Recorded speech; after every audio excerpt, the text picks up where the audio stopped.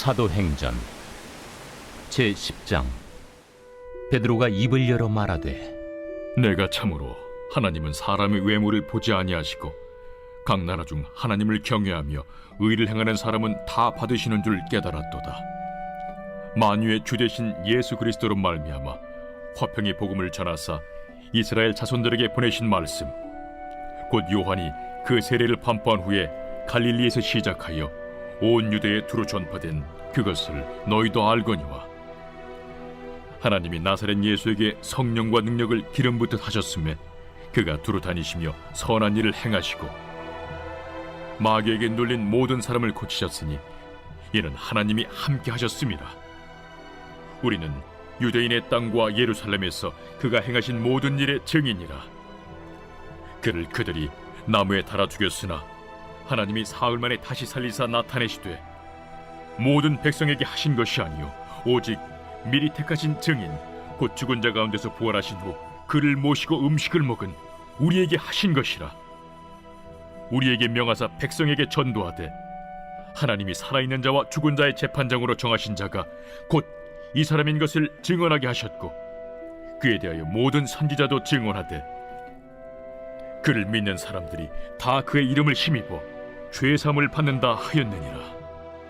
베드로가 이 말을 할 때에 성령이 말씀 듣는 모든 사람에게 내려오시니 베드로와 함께 온 할례 받은 신자들이 이방인들에게도 성령 부어주심으로 말미암아 놀라니, 이는 방언을 말하며 하나님 높임을 들음이러라. 이에 베드로가 이르되, 이 사람들이 우리와 같이 성령을 받았으니 누가 능히 물로 세례 베품을 금하리요? 예수 그리스도의 이름으로 세례를 베풀라. 그들이 베드로에게 며칠 더 머물기를 청하니라. 할렐루야. 사랑하는 열린문교회 성도 여러분, 오늘도 주님이 주시는 참 평안 가운데 단잠 주무셨습니까? 5월 24일 금요일 하나님께서 허락하신 귀한 하루가 시작되었습니다. 오늘도 사도행전 말씀을 통하여 하나님의 말씀에 선명한 기준이 세워지고, 그리고 또 그 세운 기준으로 오늘 하루를 살아내시는 저와 여러분들이 되셨으면 좋겠습니다. 오늘 매일 성경의 제목은 성령이 이방인에게 임하다라고 되어 있습니다. 오늘의 말씀은 베드로가 성령의 말씀에 순종함으로 고넬료의 집으로 가 복음을 전하고, 그리고 또 그 복음을 전할 때 그곳 가운데 있던 모든 이방인들에게 성령이 임하는 사건이 있었습니다. 오늘 34절 말씀을 보면 베드로가 입을 열어 말하되, 내가 참으로 하나님은 사람의 외모를 보지 아니하시고 각 나라 중 하나님을 경외하며 의를 행하는 사람은 다 받으시는 줄 깨달았도다. 베드로는 환상 중에 율법에 부정하다고 하는 것을 먹으라 라는 하나님의 음성에 절대 그럴 수 없습니다. 내가 지금까지 그러한 것을 먹지 않았습니다 라고 하며 그 말을 3번이나 반복하였습니다. 그리고 어제 말씀에서는 베드로가 본 그 환상이 과연 무슨 뜻인지 속으로 의아해 하더라는 것입니다. 베드로는 그 상황이 너무나 의아했을 것입니다. 그가 지금까지 부정한 것을 먹지 않은 것은 다른 것이 아니라 하나님의 명령인 율법에 근거한 것이었기 때문이었습니다.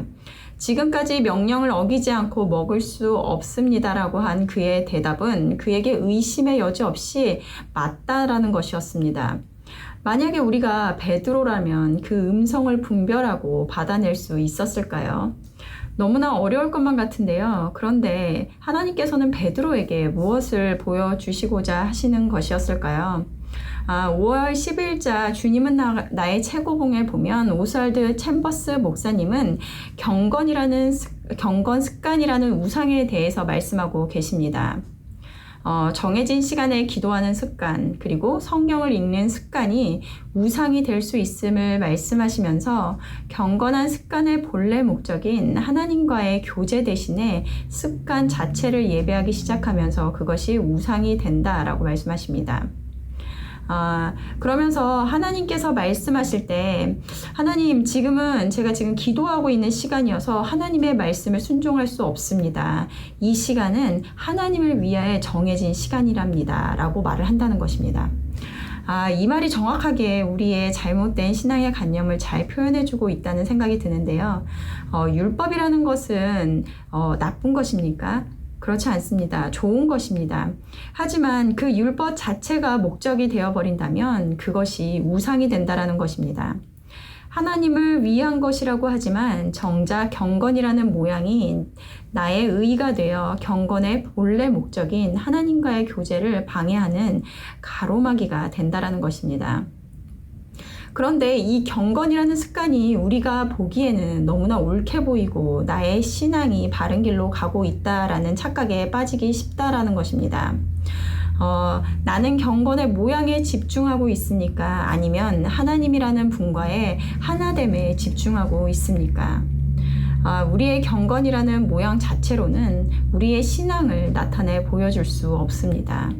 내 안에 과연 무엇을 목적하고 있는지가 그 모양이 진정한 경건일 수도 아니면 외식일 수도 있다라는 것입니다. 우리가 율법을 지킴은 하나님이 말씀하셨기 때문입니다. 율법 자체가 아닌 하나님이 정하다고 하셨기에 정한 것이고 부정하다고 하셨기에 그것을 부정하다고 받아들인다는 것입니다. 그런데 어느 순간 우리에게는 하나님이 우선이 아닌 그 율법 자체, 율법을 지키는 경건이라는 습관이 우리에게 우상이 되어버려 더 높은 단계로 하나님을 알아가는 것에 방해가 되고 마는 것입니다.